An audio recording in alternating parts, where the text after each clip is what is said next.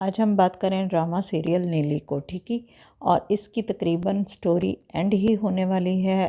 Final लड़ाई चल रही है जनाब जैद और ज़ारा के बीच इस बात के लिए कि उसने क्यों नहीं बताया कि वो उसके बाबा की नवासी है।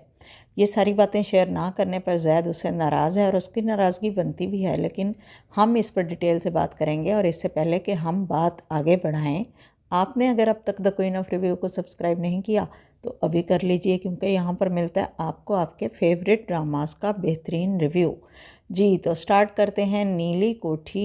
और यहाँ पर वो एक बार फिर जो शहीर है उसको हम देख रहे हैं कि वो फिर डोरे डाल रहा है सारा पर।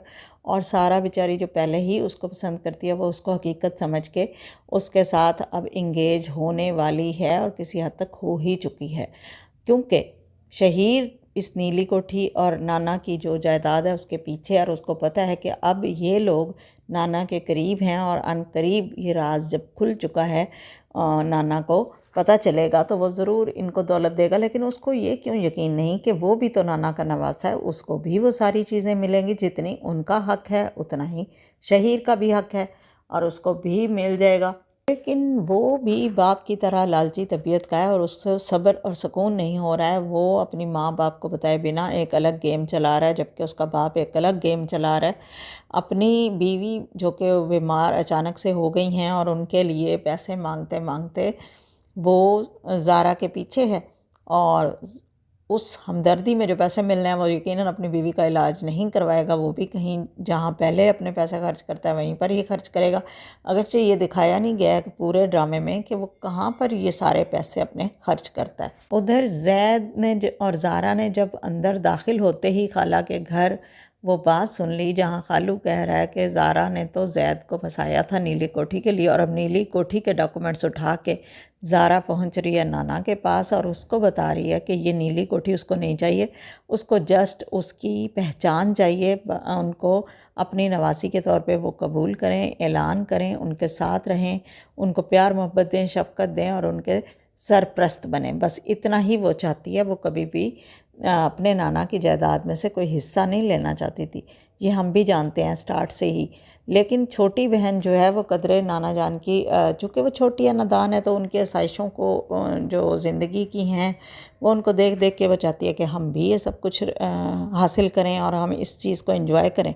तो देखते हैं ये सारी चीज़ें जब नाना के सामने आएंगी तो वो क्या रिएक्शन देते हैं, क्योंकि फ़िलहाल तो जैद और ज़ारा की अनबन हो चुकी है।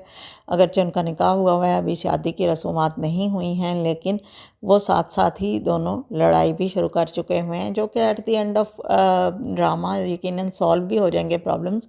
लेकिन फ़िलहाल उनके ताल्लुकात कशीदा हो चुके हैं। दूसरी तरफ शहीर और जो सारा है उसके मामलात चल रहे हैं, और उम्मीद है कि शहीर जब देख लेगा कि नाना को पता चल गया है कि ये मेरे नवासा नवासी हैं, तो हो सकता है कि वो भी सारा के साथ सिंसेयर हो जाए, या फिर माँ की हमदर्दी में सिंसेयर हो जाए। जब माँ कह दे कि भाई नहीं, तुम मेरी ये भांजी है, इसका हाथ संभालो और इसका ख्याल रखना और इसकी जो है वो केयर करना, और तुम मरते हुए मेरा ये तुम वादा पूरा करो, मेरे साथ वादा करो, तो हो सकता है उन दोनों के भी ताल्लुकात ठीक हो जाएं और उनकी शादी का भी सीन बन जाए।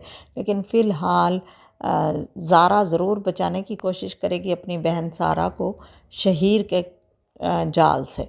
और इन चीज़ों को देखते हैं कि वो किस हद तक कर पाती है, नहीं कर पाती अपने ऑब्जेक्टिव्स को अचीव ज़ारा। साथ साथ उसे जैद को भी मनाना है, और ये सारी चीज़ें ज़ारा के लिए काफ़ी मुश्किलात पैदा कर रही हैं और एंड ऑफ स्टोरी भी चल रही है। तो देखते हैं कितनी जल्दी सारी चीज़ों को राइटर समेटते हैं। तो देखते रहिए द क्वीन ऑफ रिव्यू को। Thanks for watching. अल्लाह हाफिज़।